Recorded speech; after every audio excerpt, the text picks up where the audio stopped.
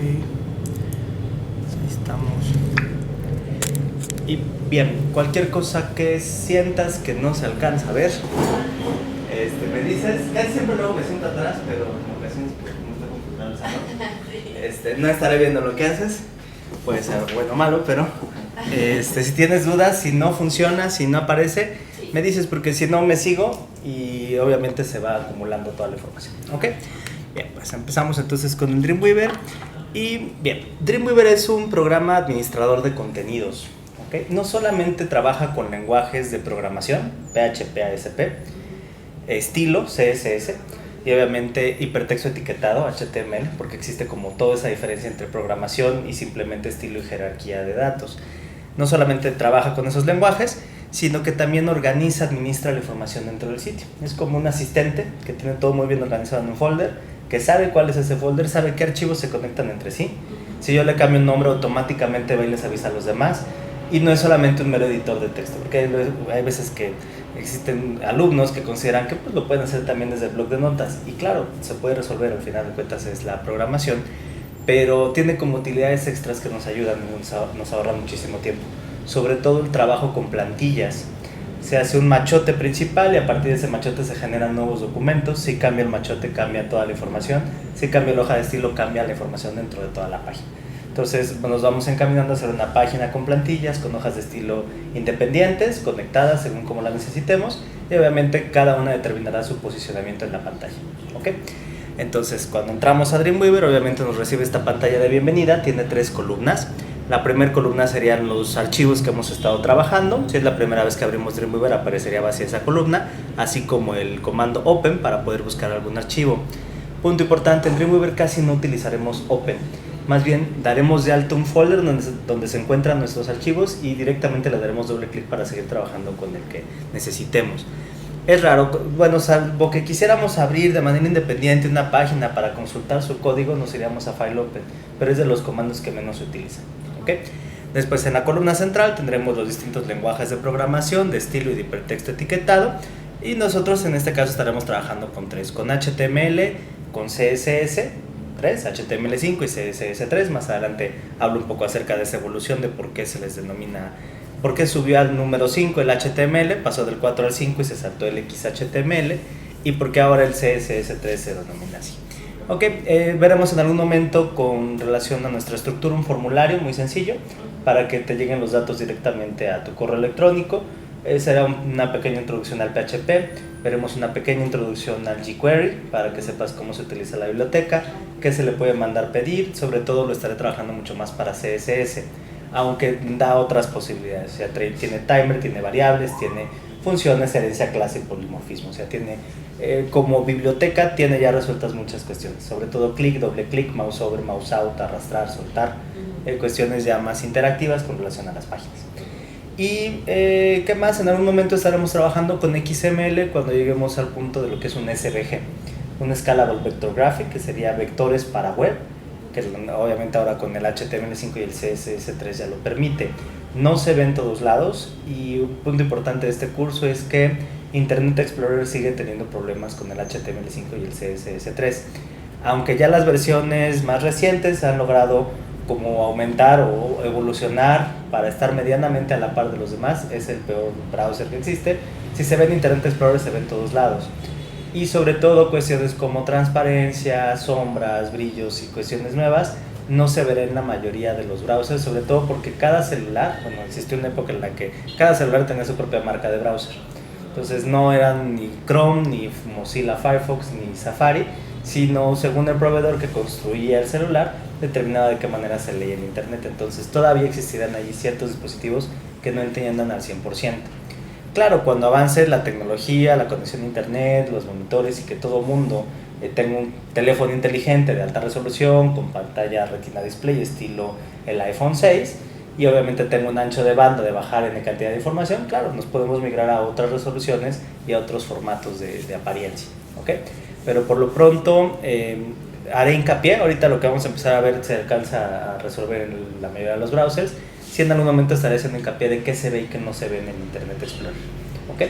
Hay páginas que nos dan ayuda, nos permiten saber a partir de qué browser se comienza a trabajar con esa propiedad, y todavía no está estandarizado al 100%, todavía le faltarán como unos 2-3 años. ¿Okay? Hay por ahí en internet un reloj que va determinando a qué porcentaje se encuentra, porque a los browsers les ha costado cierto tiempo ir actualizando, ir jalando a la gente para que vaya utilizando nuevas opciones. El HTML5 con el CSS3 tiene inclusive la posibilidad de resolver apariencia en 3D de recorridos virtuales interactivos, solo que los browsers son los que aún no alcanzan a entender toda esa información y cómo resolverlo. Entonces, a futuro hacia allá nos encaminamos, y en parte de este proceso que empezó aproximadamente en el 2010, pues ya llevamos más o menos 5 años en los que ya se ha ido estandarizando. Ya 70% de los sitios son HTML5, aunque para dependencias de gobierno y para cuestiones que tengan que ver con público en general, hay que bajarse a la tecnología más obsoleta para que todo el mundo lo alcance medianamente a ver. ¿Okay? Sobre todo cuando se me refiere al responsivo, cuando trabajamos con los 3 distintos tipos de monitores, Internet Explorer versión 6, 7, 8, inclusive la 9, tiene problemas con las reglas condicionales. Entonces en algún momento tendremos que hacer una, pues como una excepción a la regla de decirle qué pasa en dado caso de que te estén visitando Internet Explorer, qué hacer. Lo que normalmente se hace es mandar una versión estandarizada de la página en la cual al menos se observe la mayoría de la información, aunque no tenga el mismo estilo que todos los demás estarían disfrutando. Y la otra es poner una leyenda en la cual le indiques que se tiene que cambiar de browser o que en ese caso lo tiene que actualizar. Y punto importante, obviamente el Dreamweaver va evolucionando, van existiendo como nuevas versiones. Está la CC 2014-2015. Para la nueva, que es el 2015, que ahorita la tengo instalada, en algún momento te mostraré cómo se hace ahora el responsivo. Es muy amable, simplemente arrastras bloques de información, determinas cuántas columnas, ya trae los slideshows resueltos, ya trae la barra de navegación resuelta, simplemente rellenar información, cambiar colores, cambiar apariencia y se hace responsivo en automático. Nada más que obviamente necesitamos tener esa versión y sobre todo entender a lo que serían las reglas de cómo las va determinando, y ahí nos encontramos ante un pequeño problema. Mientras más nos resuelve el programa, menos entendemos qué sucede detrás. Es decir, sí, el 2015 es una maravilla, nada más arrastras, copias, pegas, pero cuando vienen los problemas de me encontré con una página que quién sabe quién hizo y me toca resolver, ahí es donde ya no sirves, porque ya no es nada más lo cargo en el Dreamweaver y funciona, sino necesito saber qué hay detrás. Entonces, este curso precisamente explica todo lo que hay detrás, todo lo que debemos de contemplar, y claro, existen opciones de resolverlo de una manera muy rápida y sencilla. Hay un programa que se llama Muse, también de Adobe, y está el Bootstrap en el CS 2015, y son como opciones para ya cuando no saben trabajar mucho más rápido, pero en lo que llegamos a esas versiones estaremos viendo las demás. ¿Ok? Muy bien, pues, y por último, del lado derecho tendremos ciertos videos que, aunque no es un curso completo, es información acerca de las nuevas características que suele tener el Dreamweaver. ¿Ok? Ahora, punto importante, diferenciar entre un XHTML y un HTML5, es decir, antes y después del 2010. Normalmente el 2010 es como un año parteaguas, vamos así como de 10 en 10. En el 2001 se lanza el XHTML, que venía reemplazando al HTML4, y en el 2010 se lanza el HTML5, que reemplaza al XHTML.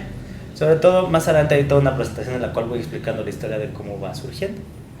Pero como punto importante, necesito mostrar la diferencia entre el HTML5 y el XHTML para saber cuál es el estándar y cómo diferenciarlo. Es simplemente, son dos renglones, los cuales si no están correctamente escritos se puede cambiar de versión y entonces no va a funcionar nada de lo que vamos a ver. ¿Okay? Entonces, ¿cómo le pido un nuevo archivo? Bueno, obviamente sé que está la columna central, pero nos vamos a ir primero, antes de generar un nuevo archivo y cualquier cosa, a dar de alta un sitio. ¿Okay? Punto importante, dar de alta un sitio es decirle a Dreamweaver en qué folder se guardan las cosas.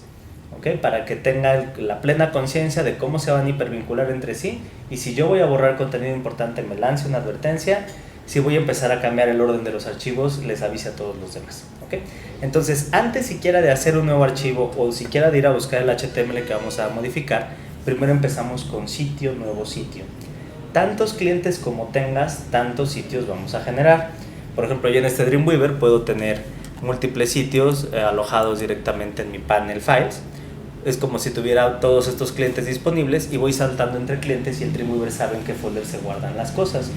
Entonces, para no estarnos perdiendo entre si le di File Open y lo guardé en escritorio pero tenía una copia en mis documentos, desde un principio le digo en qué folder trabajo y de ahí en adelante cada vez que quiera salvar o abrir archivo me va a ofrecer esa carpeta raíz, ¿ok?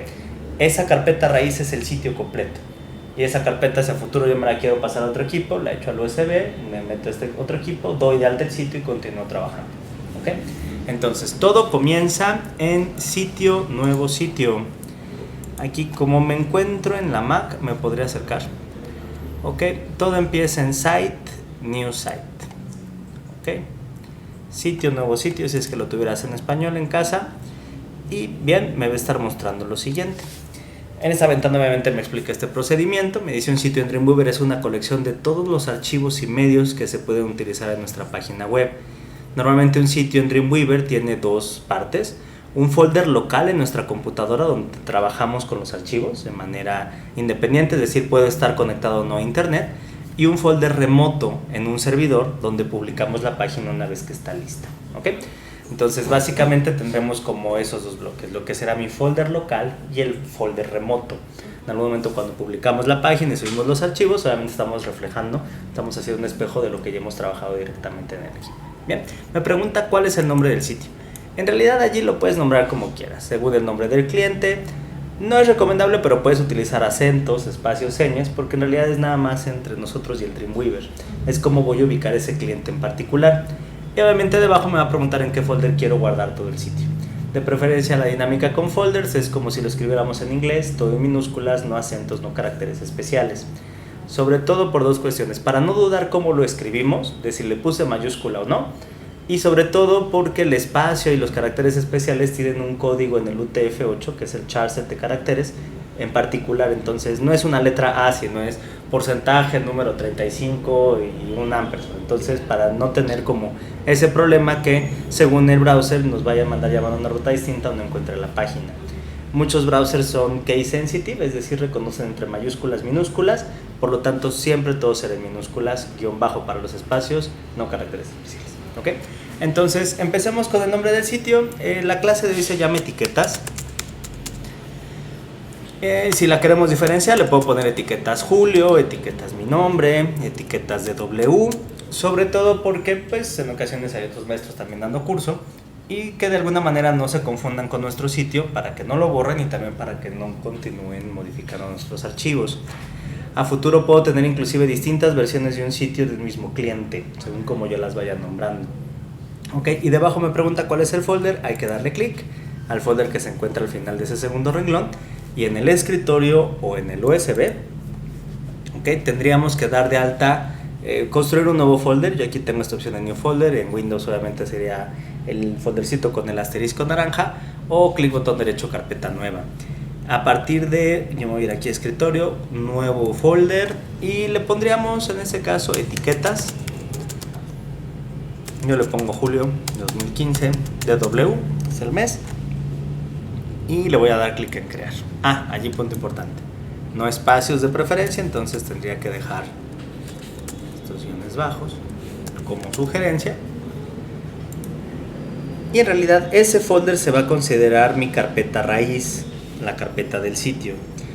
Si yo a futuro necesito saber cuánto pesa mi sitio en general, saco el peso de ese folder completo, recordando que una página web es un compendio de archivos HTML sueltos junto con las fotos, los recursos externos, la programación, toda la información extra, ¿ok? Le damos clic en Choose y automáticamente, bueno, me va a estar rellenando la dirección. A futuro, más adelante cuando estemos trabajando con los datos del servidor, checa que hay una categoría del lado izquierdo que se denomina Servers.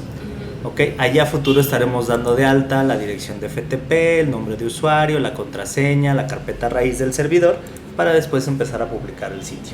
El mismo Dreamweaver tiene esa posibilidad de ser un transmisor de FTP para poder subir los archivos, publicarlos en línea.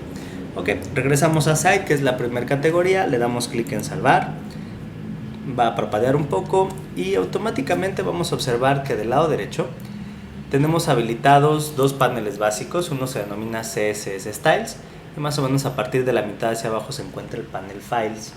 ¿Okay? Me va a estar indicando el nombre con el cual yo bauticé este sitio, y encontraré que hay otros sitios que otros alumnos tal vez hayan dado de alta, tal vez en tu equipo no, porque se regresa a la última versión guardada, pero ya aquí tengo como múltiples variantes. Debajo me va a permitir a futuro conectar, actualizar, bajar archivos, subir archivos, tener vista local y remota, y también tener una vista expandida para poder ver el lado del folder local y el lado del servidor. Debajo me aparece mi carpeta raíz, que hasta este momento se encuentra vacía, y de aquí en adelante irán apareciendo los archivos que vamos a ir generando. Siempre de preferencia todo organizado por carpetas o folders. Un folder para el CSS, a futuro un folder para el JavaScript, un folder para imágenes, un folder para editables, según lo que vayamos organizando. Mientras mejor organizados nos encontremos con relación a los folders y en donde se encuentran los archivos, es más fácil actualizar un sitio. Si todo lo hecho en la carpeta raíz ya están revueltos CSS con HTML e imágenes, no encuentro nada y se empieza a perder la información. Entonces también vamos a aprender como cuál es la lógica y la dinámica de trabajo del propio Dream. Ok, ahora sí, ya que tenemos dado de alta nuestro sitio, checa, vamos a seleccionar la opción de File New. Sé que hay debajo una opción que es el New Fluid Grid Layout, que se referiría al responsivo. Empezamos con un archivo nuevo y me va a abrir todo este asistente, el cual me da como múltiples posibilidades de generar un nuevo documento. Se divide en 4 columnas. Vamos a seleccionar de la primera columna la primera opción, Blank Page. De la segunda columna, primera opción es HTML. De la tercera, el layout es ninguno, aunque en realidad, bueno, durante parte de la historia del Dreamweaver llegó un momento en el cual ofrecía ciertos layouts ya predeterminados según medidas fijas en píxeles, elásticas en EMS, que sería unidad tipográfica, y son fijas, elásticas, y la de porcentaje, que se me olvida cómo es, tiene un nombre particular.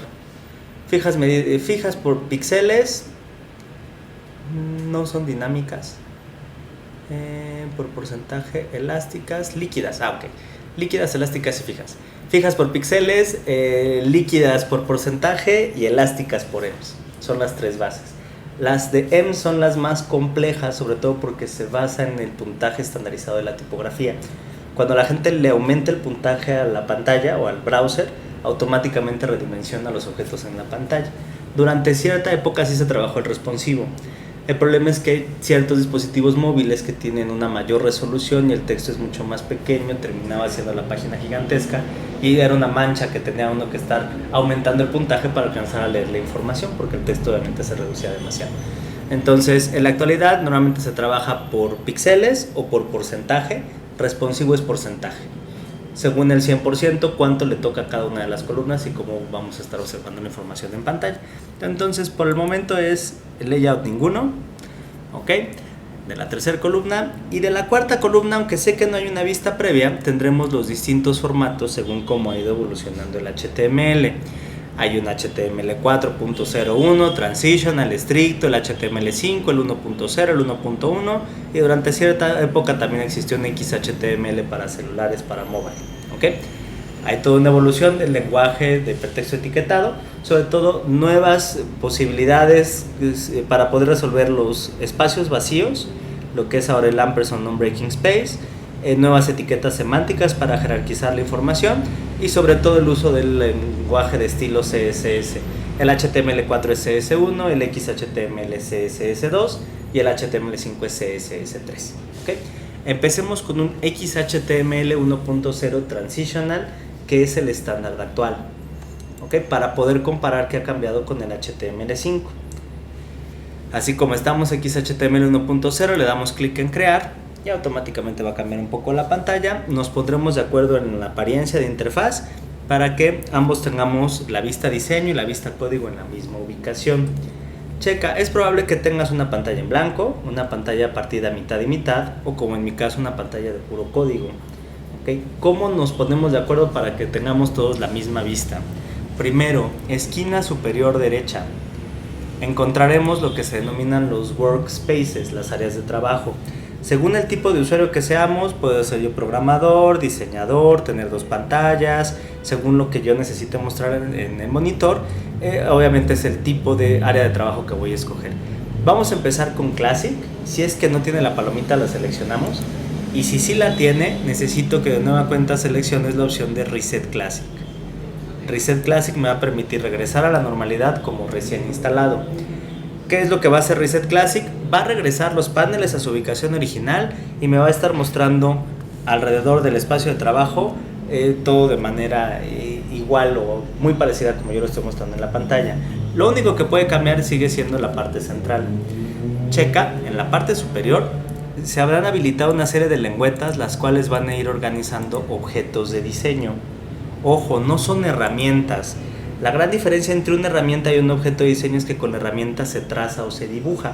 Con un pincel yo puedo empezar a generar información, y en cambio aquí, cada vez que yo seleccione alguno de estos objetos, tengo que llenar un asistente, y ese asistente se va a encargar de generar el HTML correspondiente y construir el objeto dentro de mi programación.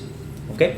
Se encuentran organizados por bloques como la lengüeta common, que me permitirá agregar hipervínculos de correo electrónico, anclas internas, líneas horizontales, tablas, divisiones, imágenes, colocar una imagen o apartar un espacio para poner una imagen a futuro, una imagen que se intercambia o que cambia cada vez que nos colocamos encima, colocar directamente un archivo HTML que haya generado el propio Fireworks, zonas o regiones interactivas, colocar contenido de terceros como podría ser un flash, un video, ciertos applets si es que trabajamos con Java, y obviamente hay distintas posibilidades: determinar la fecha, los comentarios, las palabras clave, las regiones editables para plantilla. Okay, estaremos utilizando parte de la sección de común, parte también de layout cuando trabajemos con el diseño responsivo. Tiene un nuevo tipo de divisiones que son las divisiones fluidas. Formas cuando hagamos formulario y trabajemos con PHP. Data normalmente tendría que ver directamente con PHP y conexión con MySQL, con bases de datos. Me permite determinar de dónde va a encontrar la información. El sprite serían ciertas tecnologías, más bien ciertas aplicaciones ya resueltas, como validadores de correo electrónico, de que el campo se quede vacío, que precisamente no se quede vacío, que me permita seleccionar al menos una opción. Tiene menú de pop-up, los que despliegan subopciones. Tiene también apariencia por lengüetas, menú de acordeón, ayuda expandible, y también tiene ayudas o notas que cada vez que me coloco en una opción van apareciendo datos. Todos estos que tienen el asterisco naranja tienen ya resuelta la programación del JavaScript. Nada más es cuestión de agregarle información y de precisamente cuando se publica la página subir el CSS y el JavaScript para que funcione. ¿Okay? Y bueno, obviamente vienen otras opciones: jQuery Mobile si es que estoy generando una aplicación para celular, In Context Editing, que de hecho ya no existe, era una supuesta posibilidad de editar una página en línea, que yo pudiera cargar una página y editarla sin necesidad de tener instalado el programa. Funcionó durante cierto tiempo, ya no existe. Y texto, todos los distintos tipos y formatos prefabricados para tipografía. Favoritos, puedo agregar también mis iconos, ¿okay? Los que más utilice. Regresamos a la lengüeta common. Esos objetos de diseño se encuentran en la parte superior. Y aquí punto importante: sobre todo si en alguna de las versiones que llegues a instalar sientes que no aparecen en la parte superior, todo depende obviamente del workspace. Por ejemplo, en Designer siguen estando esos mismos objetos, solo que se van a encontrar del lado derecho. Estarán, por ejemplo, aquí en el panel Insert, se encuentran, en vez de lengüetas me aparece como menú, y debajo aparecen como enlistados. Entonces yo normalmente dependo un tanto de Classic para que comprendemos cuáles son los objetos, a qué lengüeta pertenecen, y sobre todo porque sí se aprenden en ocasiones el séptimo de izquierda a derecha, el quinto de izquierda a derecha, la tercera lengüeta, sobre todo por coordenadas para podernos ubicar. Ok, ahora siguiente punto: debajo de los objetos de diseño te encontrarás obviamente el título del documento.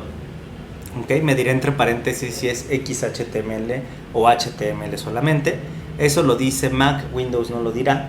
No tendrás entre paréntesis el XHTML. Okay. Nada más dice el nombre del documento, y debajo tienes tres ventanas: código, vista dividida y vista diseño. Code, Split y Design. Código obviamente me muestra la programación, Split me muestra mitad y mitad. Puede ser que esté partido el monitor de manera vertical o horizontal. Y en ese caso, vista diseño me mostrará esta hoja en blanco dentro de la cual vamos a estar colocando nuestra información. Punto importante: aunque de primera instancia, bueno, sé que has trabajado con el HTML, pero de primera instancia aparece un archivo de Word. En realidad allí nos va a permitir colocar divisiones, nos va a permitir agregar contenido, programación, todo lo que necesitemos, pero al inicio suele ser como muy frustrante que solamente me permita colocar texto. No es una aplicación para diseñador en realidad, sobre todo porque necesitamos generar cajas contenedoras de información para poder agregar los datos que necesitemos. ¿Okay? En ese sentido debemos de recordar que Dreamweaver es como el ingeniero civil que se encarga de llevar a cabo lo planeado previamente por un arquitecto. El arquitecto puede ser Photoshop, Illustrator, Fireworks. Es como el diseñador plantea cómo va a lucir la propuesta, se aprueba esa propuesta y entonces es trabajo del ingeniero civil de armarlo exactamente como propusieron que se quedara la apariencia. Entonces, en algún momento estaremos hablando acerca de maquetación y de DOMI o prototipo, medianamente tener una idea de dónde ve el logo, cuánto mide, de qué color es la barra, cuál es la tipografía, cuál es el puntaje, cuánto miden las columnas, sobre todo para no empezar a diseñar a ciegas.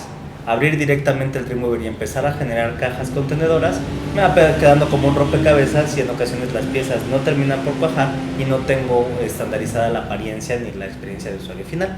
Entonces, en algún momento sí sería bueno bocetar medianamente cuál es la estructura, hacer una investigación de las páginas que existen, qué me gusta y qué no, colores, apariencia, estilo, según a quién voy dirigido, cuál considero que debe ser la forma más obvia para poder mostrar la barra de navegación, que sea amable, y sobre todo entonces ya que tengo una apariencia medianamente resuelta, como un plano o una vista de arquitecto, entonces ya dedicarme a los materiales, a cuánto mide de ancho, cuánto mide de alto, si son posiciones estáticas, fijas, relativas y cómo lo quiero resolver. ¿Ok? Ahora, siguiente punto, nos vamos a quedar en vista split y checa. Todo depende del monitor que tengas en casa, si es muy amplio. En ocasiones hay alumnos que les gusta tener la vista código de manera vertical. Yo prefiero tenerlo horizontal porque obviamente me evita que los renglones se colapsen y me permite leer mucho mejor, pero en realidad depende de cómo lo quieras mostrar en pantalla. Checa, en el menú View, en la parte superior, ¿okay?, va a existir una opción, la quinta de arriba hacia abajo, se denomina Split Vertically. Si le damos clic automáticamente se va a partir mitad y mitad. ¿Ok? ¿A qué me refiero? Bueno, por ejemplo, en este caso mi monitor es muy pequeño, entonces obviamente va a empezar a hacer saltos de línea y no voy a alcanzar a leer la información completa. Si consideras que por el ancho del monitor te puede funcionar vista vertical, lo puedes mantener. Yo en este caso tendría que apagar la palomita para regresar de nueva cuenta a la normalidad. Okay. De preferencia siempre va la vista código arriba y la vista diseño abajo, aunque también se pueden intercambiar en la siguiente opción el orden de las ventanas. Allí, punto importante, vista código.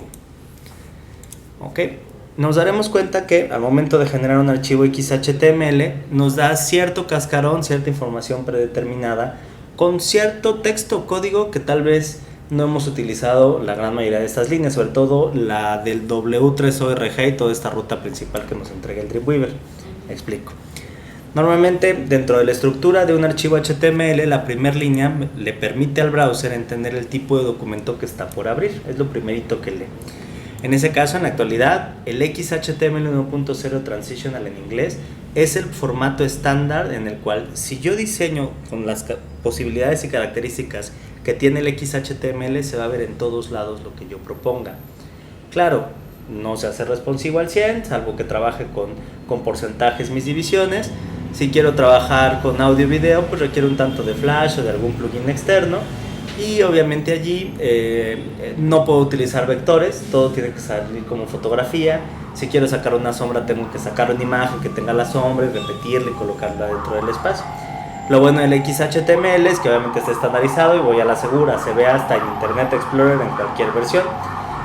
Y obviamente muchas páginas aún no han decidido migrarse al HTML5 precisamente por la compatibilidad. Entonces, esto que estamos aprendiendo ahora nos va a permitir, claro, en algún futuro explotarlo mucho más, sobre todo tener este preámbulo de qué se va a poder hacer o de qué ya se puede hacer, pero todavía no para todo el mundo. Y obviamente, si me quiero a la segura, puedo trabajar con un XHTML 1.0. Checa, nos da la ruta de esta página, que es el W3ORG, es el World Wide Web Consortium. Normalmente este consorcio se encarga de determinar los estándares de calidad, por así decirlo, de programación de lenguajes de hipertexto etiquetado, de estilo y de programación como tal. Si van a existir nuevas versiones, nuevos cambios o hay errores, inclusive dentro de los formatos, se avisa dentro de esa página y es un lugar común, inclusive te certifica. Pueden obtener sellos en los cuales certifica que nuestro CSS y el HTML o inclusive el JavaScript se encuentran correctamente programados. Son gratuitos, simplemente se manda la ruta de la página y obviamente habla mucho mejor de nuestro sitio si es que tenemos esos sellos porque los podemos colocar en la portada. Ok, checa, obviamente tendrá como cierta paja, en ocasiones cuando empezamos a hacerlo desde el blog de notas no le agregamos toda esta información y la intención ahora sería empezar a generar un nuevo archivo HTML5 para poder comparar en qué ha cambiado. Entonces nos vamos a ir a archivo nuevo, File New, buscamos del lado derecho HTML5 y le damos clic en crear y te darás cuenta de que la estructura es mucho más limpia y más sencilla de entender. De hecho, es como hace 10 años, podría haber sido el internet, hace 10, 15, más o menos. Tengo alumnos que, por ejemplo, aprendieron el HTML4 y no les cuesta nada de trabajo continuar con el 5. Porque de hecho el HTML5 es el HTML4 corregido y aumentado. El XHTML se atravesó por ahí en el Inter intentando, pues obviamente, agregar los plugins y resolver un problema muy particular que tenía el HTML4, los espacios vacíos. Y obviamente, se junta un equipo de programadores y corrige el HTML4 naciendo el HTML5. ¿Okay? Entonces se siguen utilizando todas las etiquetas, y sobre todo, si antes me aprendí que la etiqueta para negritas era B de bold, se sigue utilizando, la I de itálicas, aunque también hereda strong, emphasize, el ampersand, non-breaking space, el tipo de carácter, las palabras clave, todo lo que normalmente en la actualidad podemos utilizar. Entonces, de aquí en adelante, punto importante, si yo estoy consultando una página en internet y quiero saber si es XHTML o HTML5, me puedo ir clic botón derecho, ver código fuente, y en ese caso checar sobre todo la cabecera. La primera línea, si empieza como doctype HTML, nuevamente podría ser HTML5 o un HTML4 muy viejo, todo depende de la apariencia de la página. A partir de allí, como todo archivo HTML, tiene un nodo padre porque hereda parte de la estructura del XML. La etiqueta HTML es la primera y la última, no se vuelve a repetir durante todo el documento, y en ese caso es la caja contenedora de dos bloques o nodos hijos importantes: la cabeza, que es la ficha bibliográfica, y el cuerpo, que es el área de diseño. ¿Okay? Dentro de la cabeza como tal, te darás cuenta de que tenemos una etiqueta única, sobre todo porque hay dos tipos de etiquetas que aglutinan información, como P de párrafo abre, diagonal P de párrafo cierra, y etiquetas que son meras inclusiones dentro de la programación, las imágenes o precisamente estos metadatos. No engloban nada, sino simplemente son indicaciones en el camino. ¿Okay? Esta primera indicación que tenemos aquí, que es el metacharset UTF-8, resulta que antes del año 2008 se utilizaban otros charsets para los caracteres especiales, lo que hablábamos hace rato, las vocales acentuadas, minúsculas, mayúsculas, las señas, los caracteres especiales.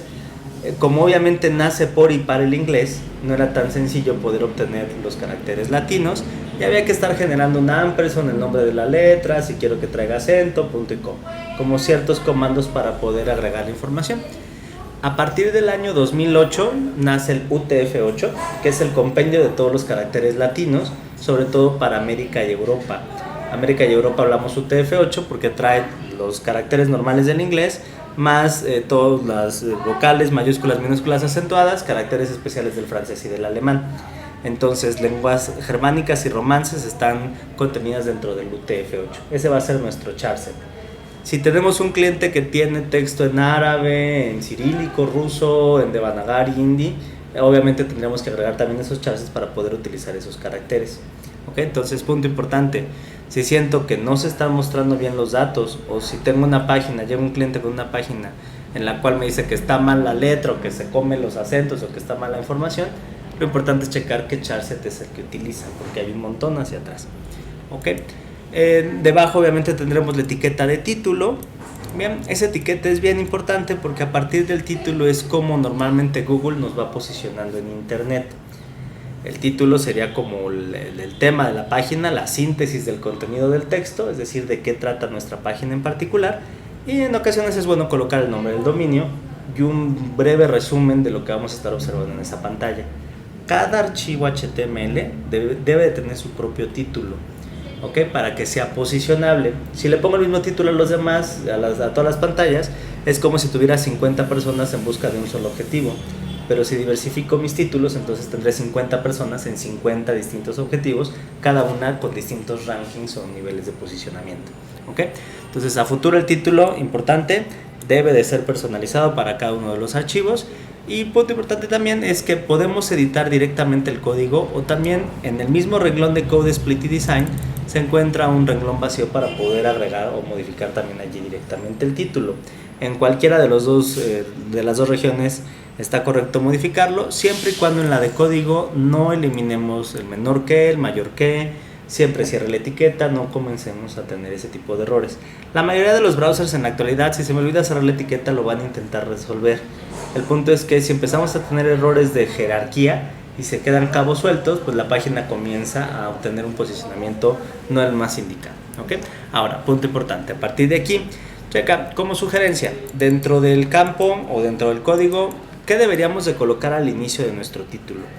Como sugerencia sería el nombre del dominio de nuestra página. Sobre todo, por ejemplo, durante este curso estaremos haciendo un sitio que se llama exitoefectivo.com. ¿Okay? Entonces, técnicamente, cada una de mis páginas deberían tener el nombre del dominio porque ese nombre aparece arriba en las lengüetas. Partiendo del hecho de que la gente nos encuentra a través del propio Google y está buscando productos muy parecidos a lo que todos podemos vender, la gran diferencia entre el nombre de la lengüeta permite que la gente reconozca mi página de las demás.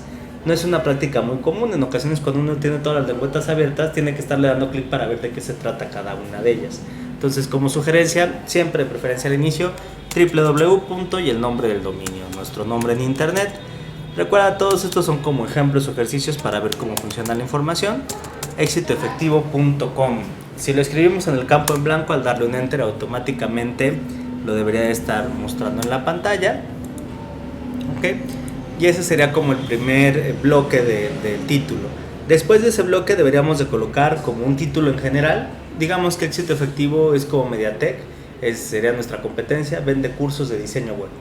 ¿Okay? Entonces tendría que poner como mi rubro principal y después puedo poner rubros específicos.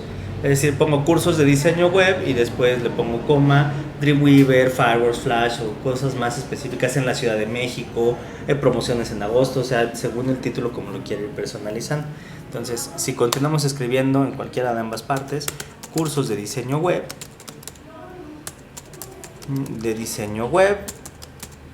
coma, editorial y edición de video,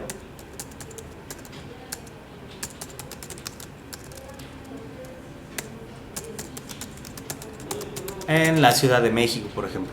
Ahí ya lo estoy modificando de tal forma que cuando la gente busque cursos en la Ciudad de México es más factible que aparezca mi sitio. Ok, bien escrito con mayúsculas y acentos porque en realidad depende de cómo lo va escribiendo la persona y también aparece en la parte superior en el nombre de la lengüeta. Ok, normalmente serían como los ingredientes primordiales para que nuestra página se posicione en internet. Título es el más importante. ¿Okay? Si un usuario en Google pone cursos de diseño web en la Ciudad de México y yo lo tengo dentro de mi título, obviamente pasa el robot buscador de Google y va calificando la información. Entonces, si aparece en mi título, me va a sugerir como una respuesta. Claro, hace un check-in de muchos más datos, palabras clave, la cantidad de veces que aparece esa frase en mi sitio, si tengo redes sociales, si soy muy popular dentro del Facebook, si tengo pautas publicitarias dentro del Google AdWords, si páginas gubernamentales o de mayor prestigio me están sugiriendo como contacto. Entonces hay como toda una serie de distintas opciones para que logre ser el número uno. Y tarda tiempo, tarda 3, 6 meses, un año, dependiendo de cómo la gente va respondiendo y va seleccionando nuestra página. El título es de lo más importante. ¿Okay? Después del título vendrían otros dos datos, palabras clave y descripción. ¿Okay? Palabras clave, ¿qué son? Precisamente hablando del propio, ¿cómo se llama? Del Google. Me refiero a Google, aunque obviamente existen otros buscadores, pero Google como el número uno. Sobre todo el Google tiene un robot buscador, se denomina el Google Bot, que no es otra cosa más que como si mandáramos a un robot a una biblioteca. Antes, obviamente, como se decían las fichas bibliográficas, primero se lee todos los títulos y los temas de los que trata el sitio, hace una preselección y de esa preselección la muestra en pantalla organizada según el ranking de lo que él considera la mejor opción y la peor opción, tantas páginas como resuelve. Precisamente la zona de cabeza es la ficha bibliográfica. Errores garrafales: no poner título, no poner palabras clave, no poner descripción. Porque obviamente pasa el robot buscador de Google, le pregunta a la página de qué se trata, no responde y la manda al final. ¿Okay? Entonces, dentro de esos ingredientes, lo que estamos empezando a ver se denomina Search Engine Optimization. Por si a futuro quieres buscar más en internet, ¿okay? Se conoce como SEO, Search Engine Optimization. Y en cristiano es optimización para motores de búsqueda.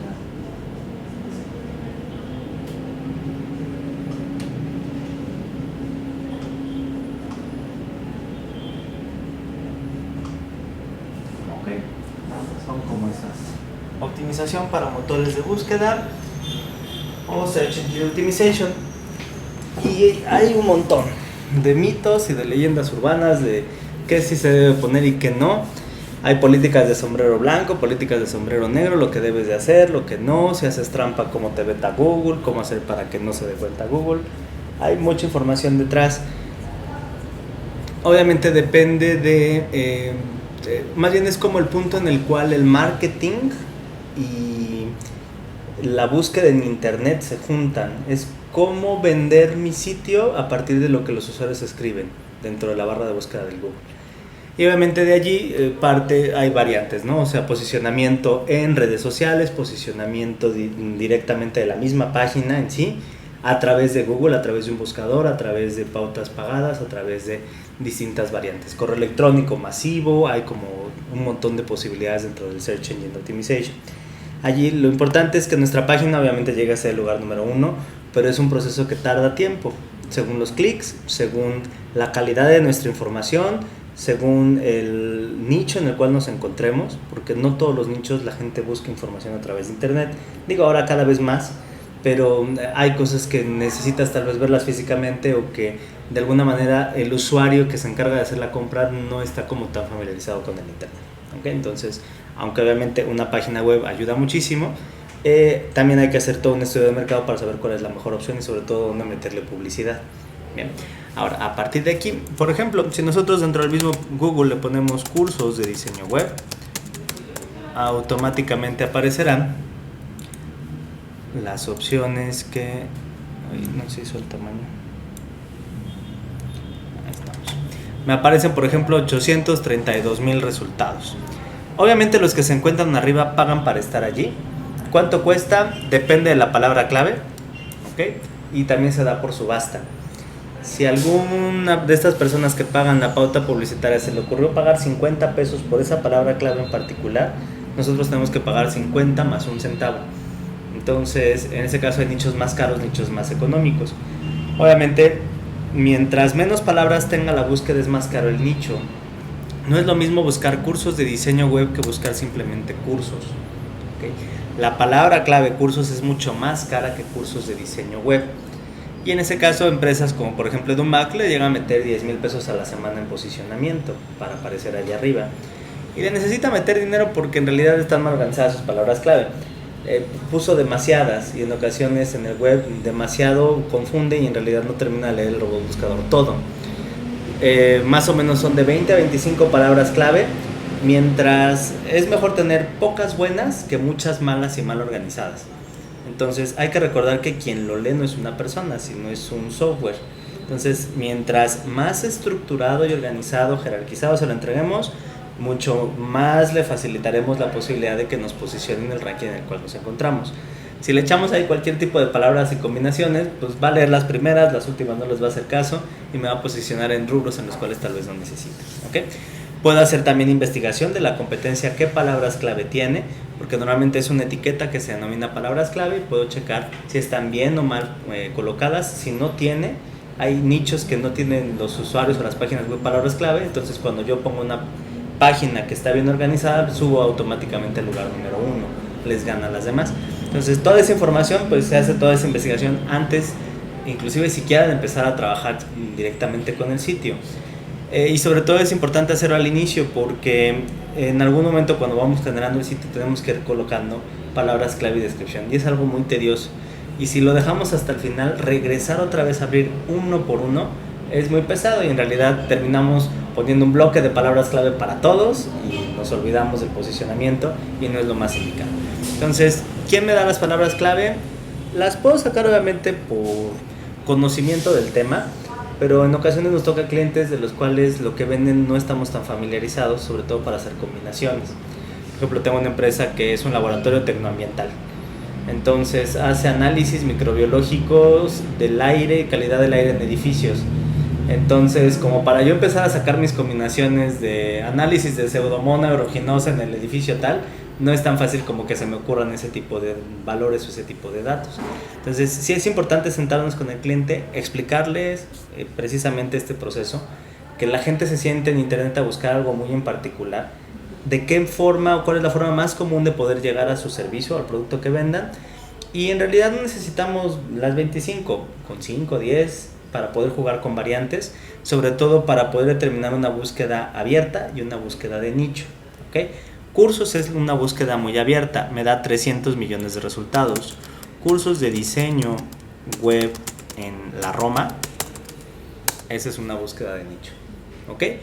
Resulta que tengo 263,000 resultados y, por ejemplo, aquí andamos nosotros. Bien, ahí está posicionado. Vamos en el segundo lugar, hay veces que sube, baja. Bueno, de hecho estamos en el primero porque estos dos son de paga. Se cuenta a partir de la búsqueda orgánica, de la búsqueda real. ¿Okay? Tu número 1 es el que aparece sin la etiqueta de anuncio. Bien, entonces, claro, al inicio es más fácil llegar a ser el lugar número 1 de una búsqueda de nicho que pretender llegar a ser el lugar número 1 de cursos. Tarda uno mucho más tiempo porque compite con una mayor cantidad de usuarios. Entonces, si todos tenemos correctas nuestras palabras clave, correctas nuestra información, pues todos vamos subiendo a la par. Claro, si alguna empresa le mete más dinero en posicionamiento, pues se puede despegar o puede hacer cierta diferencia. Entonces, todas estas páginas pagan para aparecer allá arriba y cada clic que damos, dependiendo de la palabra clave que hayan seleccionado, les estarán descontando dinero. ¿Ok? Mucha gente no lo sabe, entonces le da clic aunque ni siquiera esté comprando dentro de ese sitio y pues así es como va ganando dinero Google. Cuando haces la adquisición de un hosting, Ajá. Te dan un cupón. Que te cobran por el posicionamiento, Okay. ¿lo puedes anular tú mediante este tipo de práctica o hay que pagar ese servicio? Ok, allí. Bueno, distintas opciones. Uno, si el hosting te ofrece una opción de posicionamiento, lo que hace el posicionamiento del hosting, que casi siempre es gratuito, es lo siguiente: te da de alta en la base de datos de Google y de N cantidad de otros buscadores, para que se enteren que está tu página disponible. Eso lo puedes hacer de manera gratuita, de manera independiente en el centro para webmasters. Tarda aproximadamente 24 horas en lo que te dan acceso y en lo que empiezas ya a aparecer. ¿Ok? Pero tendrías que hacerlo a mano uno por uno. Entonces el posicionamiento que te ofrecen es que ellos le avisan a todo el mundo. Si no lo adquieres, pues obviamente tienes que ir poco a poco, la página se va a ir propagando y la gente se irá enterando, los distintos robots buscadores, que tu página existe. Es decir, nosotros estamos en este lugar en Google, pero en Yahoo estamos como en el tercero. En cada buscador se maneja su propio ranking y su propio posicionamiento. El hecho de que esté en el 1 en Google no quiere decir que esté en el 1 en Yahoo. Entonces lo que hace ese posicionamiento que te ofrece es avisarle a todo el mundo. Ahora, aparte, te suelen vender un paquete que en ocasiones cuesta 5,000, 7,000 pesos para poderlo posicionar. ¿Qué es lo que hacen? Analizan tu página, checan cuáles son tus palabras claves si es que las pusiste, cuáles son los textos alternativos de tus fotografías, cómo se llaman tus archivos, cómo lo organizaste por folders, cómo se encuentran los hipervínculos, cómo es la estructura de la página, corrigen fotos, ordenan todo y obviamente técnicamente es como cambiarle los cimientos al edificio y determinar que fue construido por pequeños bloques. Entonces técnicamente es rehacer la estructura del edificio y volverlo a publicar para que se posicione mejor. O sea que sí es chamba para ellos de alguna manera. Es chamba, es rehacer tu página pero de una buena forma. Es como si acabas de hacer la casa y le dices al ingeniero: quiero esto pero bien hecho, con planos desde un principio. Le dices al arquitecto: dibújalo idéntico, así es como lo quiero y sé que lo hice por cuartos, pero ahora quiero que sea sustentable y que sea posicionable y que funcione. Entonces se considera cuál es la estructura y a partir de tu diseño se renombran inclusive las fotografías, el folder, el texto alternativo que sirve para la gente que es débil visual, las palabras clave las arman, establecen los bloques, van una por una determinando cuáles son los textos que debe de tener, cuál es la descripción, cuál es el título. Hay otras etiquetas para determinar cada cuánto hay que volver a revisar la página. Hay toda una serie de datos y sí, técnicamente es abrir uno por uno y entender cómo está la estructura e inyectarle como corregirle partes que se encuentren guangas. Entonces, sí, y hay gente que se dedica a eso, nada más. No diseña, más bien se denomina, hace posicionable la página o la hace accesible. Es decir, que se pueda ver en dispositivos móviles, igual y te ven en la parte del responsivo. Te venden posicionamiento, te venden que en algún momento te trabajan con las redes sociales o te van a conectar con el Foursquare o con cualquier otro elemento y obviamente permite que tu página vaya subiendo mejor, porque la gente la alcanza a encontrar una manera más rápida y sencilla porque modificaste su estructura. Y si hay empresas que trabajan de puro posicionamiento, y a eso se dedican, rehacen lo que tú ya hiciste y te venden las pautas publicitarias. En ese caso, no necesita una página comprar una pauta publicitaria para llegar al lugar número 1. Y con eso me refiero a que Google no te vende el lugar número 1. Te aparta un espacio antes que todos, pero muchos usuarios sabemos que esos están pagando por aparecer allí por algo. Porque son nuevos, porque no tienen experiencia, porque están mal sus palabras clave, porque no están bien posicionados. Entonces hay un cierto sector de usuarios que no saben y automáticamente le dan clic, pero hay otra gran parte de la población que sabe que aparte de que estar dando clic en esos le están cobrando a alguien, y que en realidad si no vas a comprar y si no tienes la intención de adquirir el producto, pues obviamente pues no le des clic. O sea, si no vas a estar trabajando o si no vas a comprarles nada, de preferencia no te gastes ese anuncio. Son más de venta. Son más de venta y obviamente se van descargando tus clics hasta que se acaba el dinero que le hayas invertido. Ese es el Google AdWords, te vende esas pautas publicitarias. El Google AdSense te vende un banner dentro de un sistema que tiene alrededor de internet, en el cual cualquier usuario puede colocar dentro de su página este sistema de banners de Google, y Google te paga un porcentaje si es que alguien le dio un clic a un anuncio a través de tu sitio. Muchas páginas viven de ese dinero que Google les paga. Digamos, yo tengo, no sé, una página en la cual doy notas de juegos de video y tengo una población de 10,000 usuarios al día, y meto este sistema de banners y por lo menos unos 150 le dan clic. De centavo en centavo Google me expide un cheque y en ese caso la página se hace autosustentable. Hay gente que vive de ese dinero a través de los banners de Google. Por eso cuando entramos a los sitios están plagados de banners, pues para que le atiendes a cualquiera, y en realidad esa es la forma en la cual ellos ganan dinero. Entonces hay páginas que son autosustentables. Te iba a decir el Deforma, que es una aplicación de Facebook, o hay uno que se llama Notigodines, que era una página web en la cual había como noticias, ¿no? Como un tanto de broma. Vivía del Google y el Google lo vetó y pues se cayó la página porque no tenía forma de mantenerla. Entonces se puede ganar dinero con el propio Google, ¿ok? Y bueno, a partir de allí, punto importante, entonces hay búsquedas de nichos abiertos, o en este caso nichos cerrados, según como uno lo vaya a predeterminar. Se pueden hacer variantes: curso de diseño en la Roma, curso de diseño web en México, cursos de diseño, cursos. Entonces vamos a empezar a colocar nuestras etiquetas para mostrar cómo aparecen dentro del propio Dreamweaver, ¿ok? 2 lugares en donde colocar, o métodos para poder colocar palabras clave. Punto importante, regresando al Dreamweaver, esos datos van en la zona de cabeza, ¿ok? No van en cuerpo, no van afuera de HTML, van en la ficha bibliográfica. La pregunta es, ¿existe un orden? De preferencia sí, pues título, los temas generales de los que trata y una breve descripción, ¿ok? Le damos un enter. La intención es tener el renglón 6 vacío.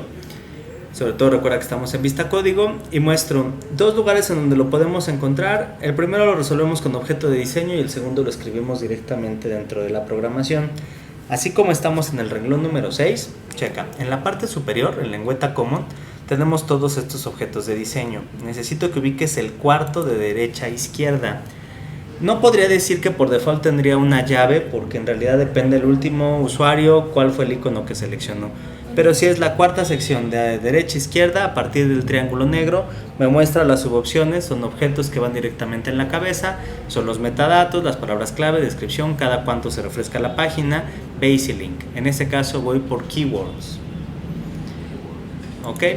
Keywords automáticamente, palabras clave, me va a habilitar un campo de texto en el cual yo debo de empezar a colocar la información. Ok, ¿cómo organizamos las palabras clave? Cursos de diseño web en la Roma, esa es una sola palabra clave, ¿ok? Las palabras clave van de las búsquedas de nicho a las búsquedas generales separadas por comas, aproximadamente de 20 a 25, ¿ok? Y con las variantes que cada quien decida. Siguiendo este ejemplo de que éxito efectivo vende lo mismo que Mediatek, le vamos a poner cursos de diseño web en la Ciudad de México, con sus acentos y todo, porque en realidad así es como normalmente la gente lo va a escribir allí. Punto importante, ¿acentos o no acentos? Bueno, como las palabras clave nacen por y para el inglés, y obviamente en el inglés no tenemos esos caracteres especiales. Lo que sí existe en el inglés es la siguiente lógica. Si algún término o producto, existen dos posibilidades de buscarlo, de forma literal y de forma escrita. ¿A qué me refiero? Por ejemplo, curso de Photoshop. Hay gente que escucha Photoshop y llega al Google y lo escribe con F, que no sabe que es con PH. Entonces, en ese sentido, en el inglés se sugiere que haga curso de Photoshop con F y curso de Photoshop con PH. ¿Ok? Entonces, igual con México. En realidad, México obviamente va con la mayúscula y el acento, pero si quiero generar variante, lo puedo poner sin. O si tengo en este caso alguna posibilidad, digo, tampoco hacer un compendio de faltas de ortografía, pero hay que recordar que es como el 100 mexicanos dijeron. No es en realidad la mejor respuesta, sino lo que todo el mundo usa. Entonces, precisamente hacer uso de ese sentido común y determinar de qué manera la gente normalmente lo escribiría. Inclusive, claro, si tengo un departamento de marketing, los mando a que hagan una encuesta de cómo buscaría este producto en internet, qué página utilizaría. Pero si no lo tengo, pues me siento con el cliente y determinamos cuáles deberían de ser. ¿Ok? Hasta aquí, esa es una sola palabra clave. Puedo empezar a hacer variantes. Y checa, estoy empezando con una de nicho, la última palabra será cursos, diseño, web, ¿ok? Como búsqueda abierta. Cursos de diseño web en la Ciudad de México, la segunda podría ser cursos de diseño. De diseño web, coma, sí. Puede ser cursos de diseño nada más. Cursos de diseño web, cursos de diseño, cursos de web, diseño web, diseño, curso, cursos. Importante, entre plurales y singulares. Google dice que no reconoce o no diferencia. Sé que supuestamente se dice diferencia, pero se diferencia. No diferencia entre plurales y singulares. Pero yo he hecho búsquedas en las cuales le agrego una S al final y sí cambia el ranking y cambia la cantidad de resultados. Entonces sí puedo determinar curso y cursos, diseño, web, ok. La última ya no lleva coma y en ese caso pues obviamente le estoy dando como esos temas de los que trata mi sitio. Cuando pasa el robot buscador y encuentra cursos de diseño web en el título, cursos de diseño web en las palabras clave, cursos de diseño web en la descripción y aparte se repite esa frase 500 veces dentro del texto y aparte soy de los primeros lugares del Facebook de posicionamiento y tengo 500 videos de cursos de diseño web y tengo N cantidad de seguidores, pues obviamente va calificando, va palomeando y pues el que tiene el mejor posicionamiento es ese lugar número 1 de la búsqueda orgánica. ¿Ok? Ahora, a partir de allí le damos clic en OK y automáticamente se va a encargar de darle forma. Me va a colocar una etiqueta que se denomina meta, de metadatos, tiene un nombre, se llama keywords, tiene un contenido, entre comillas, vienen todas mis palabras claves separadas por coma y al final termina simplemente con un mayor que. No engloba nada, sino es una etiqueta de inclusión de información, así como el charset, en este caso simplemente aparece allí y así es como lo va leyendo de arriba hacia abajo. ¿Ok? Ahora, ese es en ese sentido las palabras clave, cómo están organizadas. Ahora viene la descripción. La descripción es el texto que aparece cuando yo realizo una búsqueda. Por ejemplo aquí, Dreamweaver CS5, curso de diseño web, Dreamweaver CS6. Esto que aparece aquí es lo que se propone en la descripción. Si yo no le pongo descripción, va a buscar las primeras líneas de texto que no siempre describen de qué se trata la página. Me va a poner la fecha, me va a poner la dirección, me va a poner cualquier otra cosa. Entonces, de preferencia, siempre de determinar cuál es la descripción y no es otra cosa más que un resumen del sitio. ¿Ok? Ahora, muestro. En realidad la descripción la podríamos acceder en donde se encuentra la llave, debajo se encuentra la etiqueta description, pero como mi intención es también aprenderlo a escribir directamente desde la programación, nos vamos a colocar en el renglón 7 vacío, es decir, antes de que cierre cabeza damos un enter y checa, en vez de que nos resuelva el mismo Dreamweaver la información, lo vamos a empezar a escribir desde cero. Nos va a seguir dando ayudas, empezamos siempre con un menor que. ¿Ok? Normalmente menor que lo encuentras junto a la Z, aunque también depende del idioma y del teclado. La etiqueta es meta, de metadato. Y cuando damos espacio automáticamente me muestra las distintas opciones. ¿Ok? En ese sentido voy a buscar una opción que se denomina name. Me puedo mover con las flechitas del teclado o darle doble clic con el mouse. En ese caso automáticamente me pone name, es igual y comillas. Me va ayudando con la sintaxis. Ok, y dentro del nombre me pregunta distintas opciones. Mi intención es buscar description, segunda opción. Si en algún momento digamos que doy un mal clic y se me desaparece la ayuda, puedo borrar lo que lleva hasta ese momento, volver a dar espacio, vuelven a aparecer las opciones, me permite volverlo a seleccionar. ¿Ok? Los metadatos, para diferenciarlos entre sí, se les van agregando nombres. Hay uno que sería en este caso palabras clave, ahora nos toca descripción. Si damos espacio, nos toca ahora el bloque de content. ¿Ok? Muy parecido al de arriba. Dentro de las comillas de content tendríamos que empezar a colocar la descripción, no sin antes y de preferencia, como sugerencia para este proceso, cerrar la etiqueta, porque en ocasiones se nos olvida. ¿Ok? Entonces, antes de empezar a escribir, primero cierro la etiqueta, es una etiqueta única, y dentro de las comillas debo de colocar una frase de 1 o 2 párrafos máximo que indique quién soy, qué vendo, dónde lo vendo y si se puede hasta cuánto cuesta. ¿Ok? Sobre todo para que la gente cuando lo lea me sirva como labor de venta y me dé clic a mí en vez de a los demás. Muchas veces una buena descripción permite que el usuario, aunque mi resultado sea el quinto, lee. Por ejemplo, el primero es Wikipedia, el segundo es un blog, el tercero le intentan vender algo, pero en el cuarto ve cursos de diseño web en México, entonces le da clic. Entonces la descripción permite que el usuario que de veras está leyendo los datos, antes de dar clic se entere medianamente de qué se trata la página. Si dice cursos de Photoshop con S y cursos de Photoshop con PH, pues obviamente lo más factible es que sienta que es un blog y que en realidad es una página que no lo va a llevar a ningún lado. ¿Okay? Ciertos sitios en internet recomiendan que las mismas palabras clave se copien y se peguen como descripción, pero no es lo más recomendado porque sí existe gente que lo lee. ¿Okay?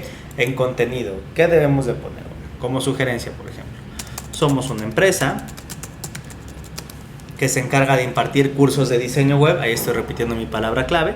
Eso sí, punto importante, preferencia ese párrafo coherente, utilizar la mayor cantidad de palabras clave posible. ¿Okay? Somos una empresa que se encarga de impartir cursos de diseño web, coma, editorial y edición de video. Edición con acento porque hay gente que sí lo va a leer. Video en la Ciudad de México.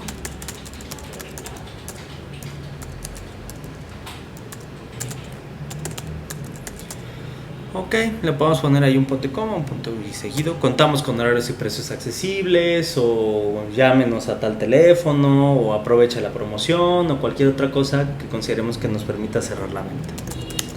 Voy a poner ahí, contamos con horarios y precios accesibles. Ok, y tanta, no necesito más. Ok. Son 4 los ingredientes básicos para el posicionamiento. En este caso, 1 es título, 2 es keywords, 3 es description y 4 es texto alternativo. Me voy a poner texto alternativo en imágenes.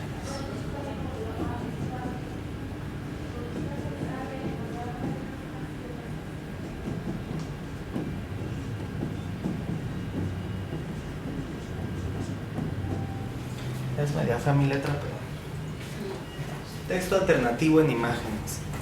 Tardaremos un poco en llegar a esa parte del texto alternativo. ¿Okay? Cada vez que yo coloque una fotografía dentro de mi diseño, me van a preguntar cuál es el texto alternativo de la foto, y sirve para la gente que es débil visual. Debemos considerar que el Googlebot, el robot buscador de Google, es una persona débil visual. Es decir, si no le describo bien las cosas, no va a entender de qué se trata.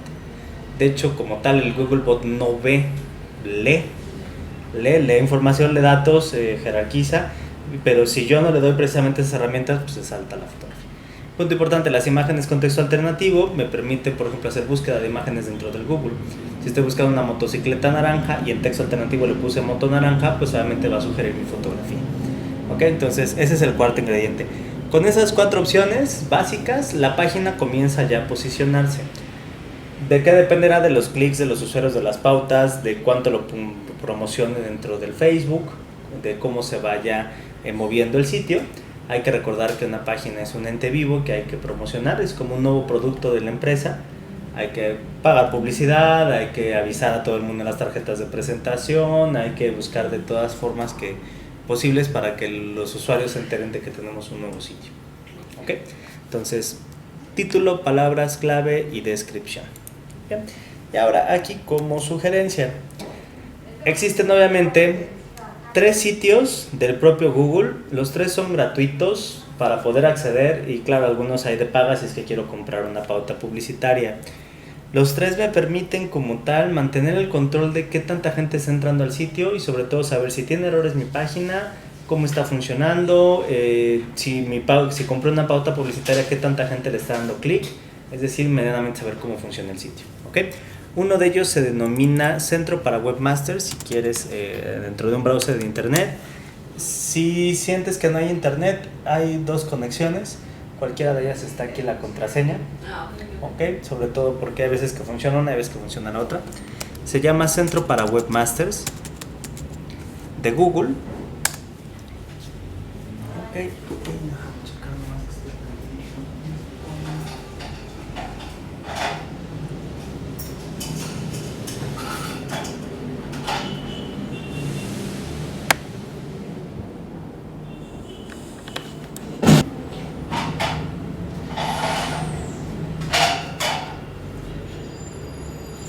Y bien, puede ser este primero, que es Webmasters Google.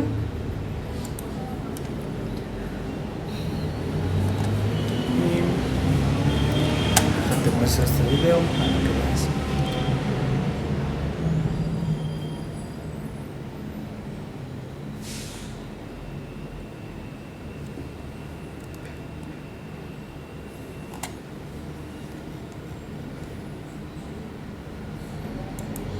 Ok, te muestro por acá.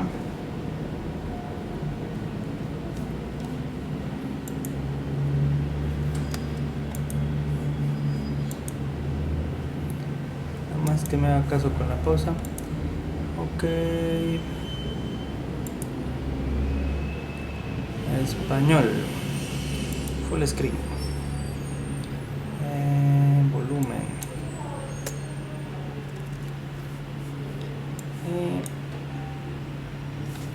Permitir. Y play. It's so easy to share anything I create by the end of the month. Like Alice. She just wrote Alice. Alice will make sure people find the store and shows it for the correct search queries. Search Console also displays the errors that Google found when reading her site and app. Alice can check those errors and fix them so all her pages can appear in search results. Every time Alice creates a new product page, she can use Search Console to see which terms lead people to her Google search results pages. And she can use that data to discover the most successful pages and products in her store, so she can focus on that and increase traffic to her business. Also, Search Console regularly checks her site for... Y precisamente dentro del Centro para Webmasters, ahí es donde uno le avisa a Google que tiene una nueva página. Para poder acceder necesitas tener una cuenta de Gmail, ¿ok? De preferencia, si estás trabajando con un nuevo cliente, le haces una cuenta, no das de alta tu cuenta personal, sino le haces una cuenta especial para el cliente, porque a futuro se la vas a entregar para que él en algún momento continúe o pague su pauta publicitaria. Entonces, esa cuenta de Gmail te permite conectar el Centro para Webmasters, el Google Analytics y el Google AdWords para las pautas publicitarias. Entonces, esa cuenta de Gmail me permite acceder, y precisamente una vez que ya tengo el sitio resuelto, porque todo este proceso del posicionamiento es cuando ya está la página hecha. Entonces, le aviso a Google que tengo un nuevo sitio. Al momento de entrar al Centro para Webmasters, me pregunta cuál es la página que quieres dar de alta. Me va a entregar un código el cual debo de colocar en la parte de cabeza dentro de mi sitio para que sienta que sí soy el dueño. Subo el sitio, verifica que sí están los datos correctos y entonces checa si tengo errores, checa si está bien escrito, checa toda la información. En algún momento también te permite subir un sitemap, que es un archivo XML con todas las páginas que se encuentran contenidas dentro de tu sitio, sobre todo para saber qué buscar y qué no buscar, hasta dónde sí meterse y hasta dónde no. Ese es el Centro para Webmasters. Después, el Google Analytics. Ok. El Google Analytics nace como una aplicación que permite a los usuarios que compran una pauta publicitaria del Google AdWords saber que tanta gente de veras les dio clic Porque al inicio pues los usuarios creían que Google se quedaba nomás con el dinero y en realidad no tenían forma de contabilizar cuántas veces había aparecido el anuncio. Entonces el Google Analytics checa cuánta gente entró, desde qué parte del mundo, a qué hora, con qué idioma, con qué resolución, con qué dispositivo móvil, y sobre todo me entrega datos estadísticos que a final de cuentas yo puedo imprimir como una tabla y obviamente entregársela al cliente. Le entrego los reportes. Hay empresas que cobran como 2,000 pesos al mes por imprimir las gráficas del Google Analytics y son gratuitas. Nada más que como pues, el cliente ni siquiera se va a imaginar que existe una aplicación gratuita que lo genera, pues en ese caso existe. Es como si les cobrara a alguien 5,000 pesos por hacer una cuenta de Facebook. En realidad es gratuita, pero pues le estoy vendiendo el saber, como el know-how. ¿Okay? Entonces allí igual de nueva cuenta es la misma cuenta del Gmail que hemos generado. Y checa, voy a entrar con alguna para que veas cómo es. ¿Cuál tendré aquí? Tengo una página que ahí va, la de Tecnoambiental. Ahí va haciendo sus pininos.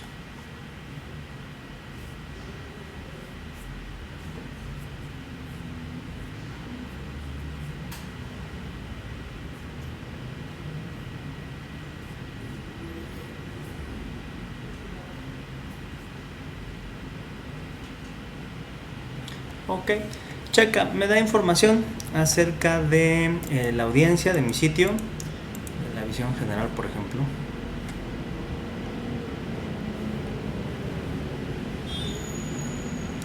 Allí me indica cómo van los clics, es decir, qué días tengo más. Por ejemplo, el miércoles tuve 162. Me muestra aquí abajo, por ejemplo, cuántos usuarios han entrado, qué tanto tiempo se quedan en mi página, cuántos son usuarios nuevos y cuántos han regresado. Inclusive me permite ver en tiempo real cuánta gente se encuentra conectada en ese instante en la página. Sobre todo, por ejemplo, no sé, lanzo un anuncio en el radio y quiero ver qué tanta gente está entrando, me permite checarlo en tiempo real. Me dice desde qué país alrededor del mundo se encuentra. Okay, por ejemplo, ahorita no hay nadie. Si yo abro la página www.tecnoambiental.com.mx,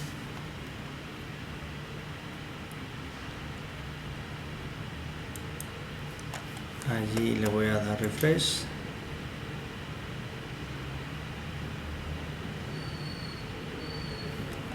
Allí va abriendo. Ok.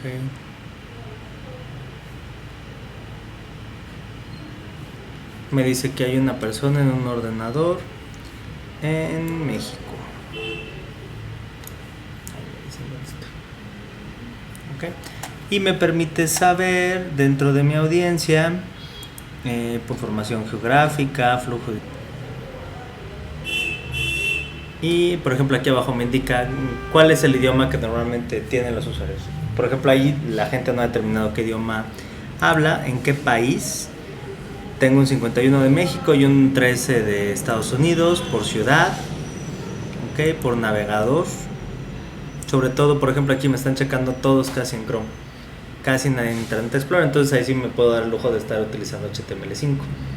Okay. Sistema operativo, por ejemplo, más en Mac en Windows. Okay. Proveedor de servicios. En realidad no sé por qué me da ese proveedor, es quien les otorga el servicio de cable, de Internet más bien.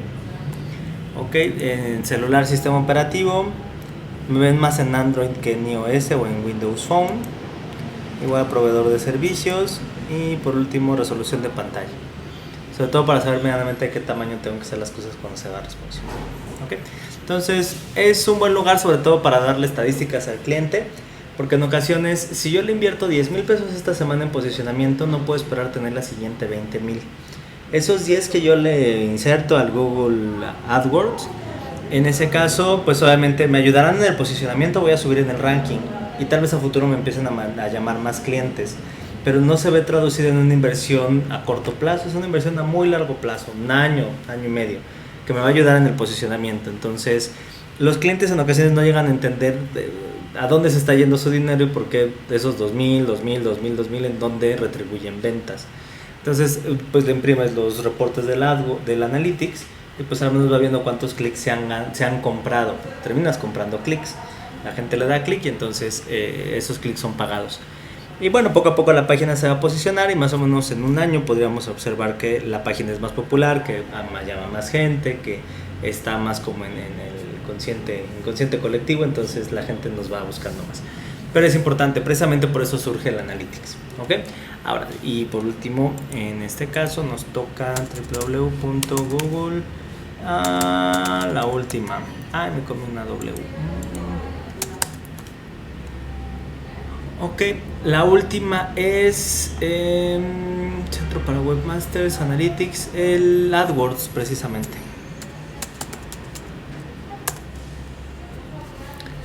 El Google AdWords vende precisamente pautas publicitarias, vende anuncios, te deja escoger la cantidad de texto. Obviamente si le quieres meter más texto cuesta más caro. Es como una sección amarilla en la cual según el anuncio es lo que te cobran, según el nicho que quieras posicionar, la palabra clave y también según tu presupuesto. Si tienes un presupuesto menor de 4,000 pesos al mes, es decir, es un presupuesto muy bajo, 4,000 al mes para un posicionamiento, normalmente se genera una cuenta del Google AdWords Express.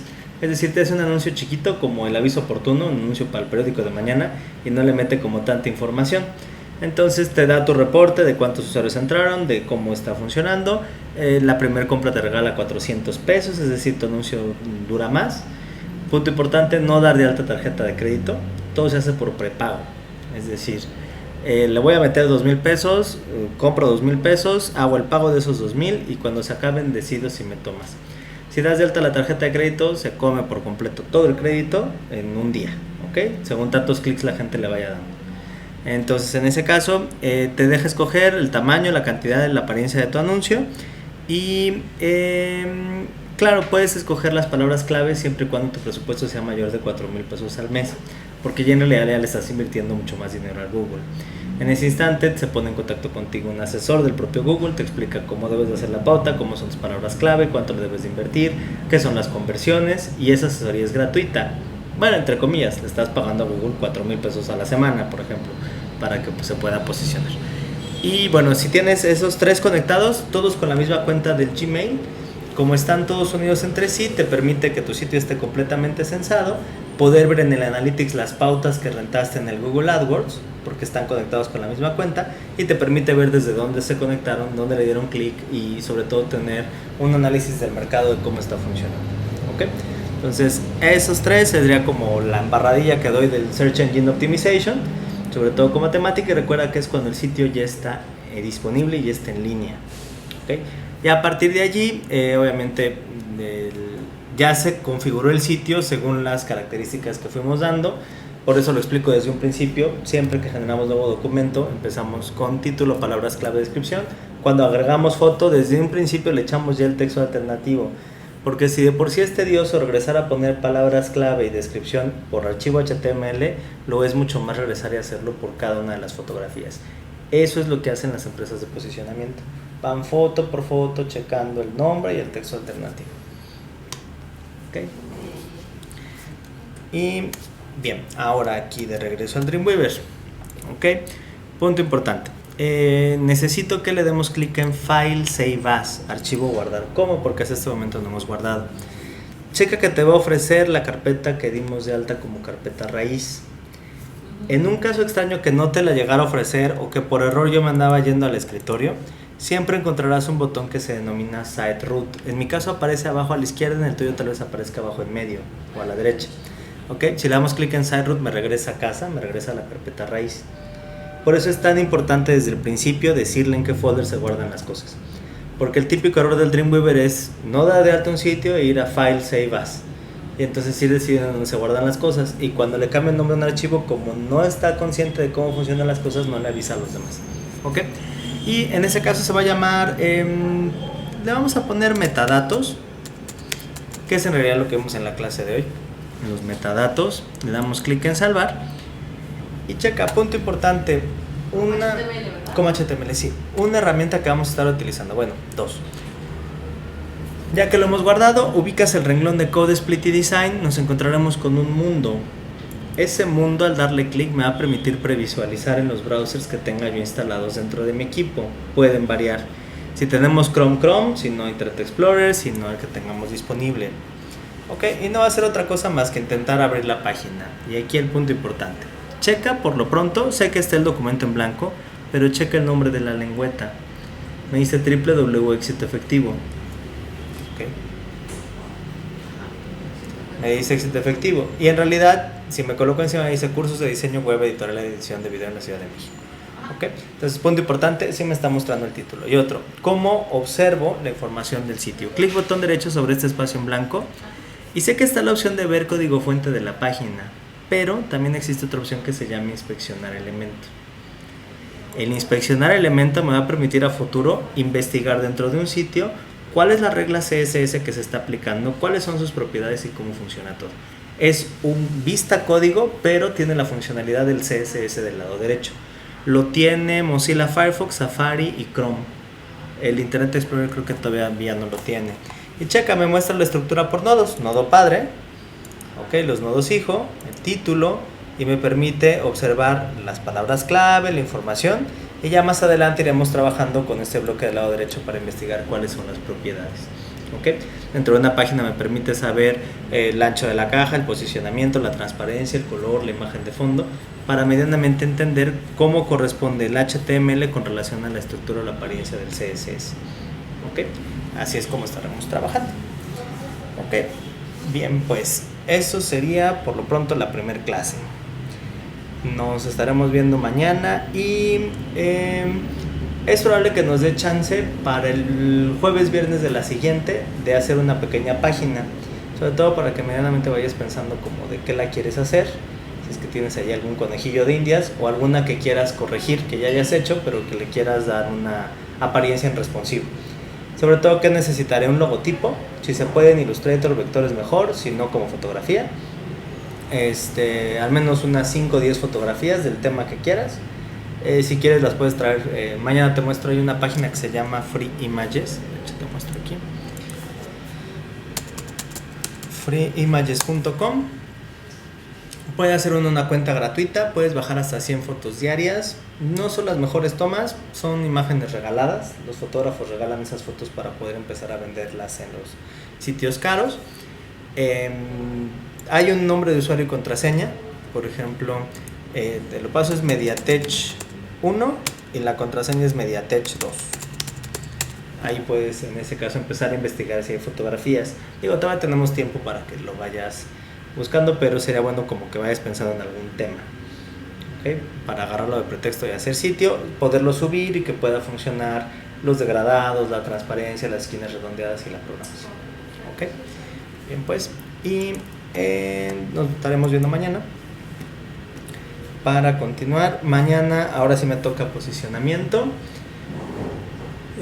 pasado me toca efectos, que son las nuevas cosas que trae el HTML5, y después estaremos trabajando con responsivo, animación, transiciones, plantillas, que eso me va a llevar un poco más. Tipografía me lleva casi toda la clase, tipografía personalizada, porque vemos convertir a fuentes EOT, WFF, SVG, utilizar el Google Web Fonts, cómo incrustar fuente personalizada en el sitio, y en algún momento trabajaremos con imágenes de fondo, hacer un botón animado, o sea, hay como pequeñas cosillas ahí interesantes en el curso. Esto lo guardo en... Si quieres te presto un USB. Tengo que justificar. Sí. Que está sencillo.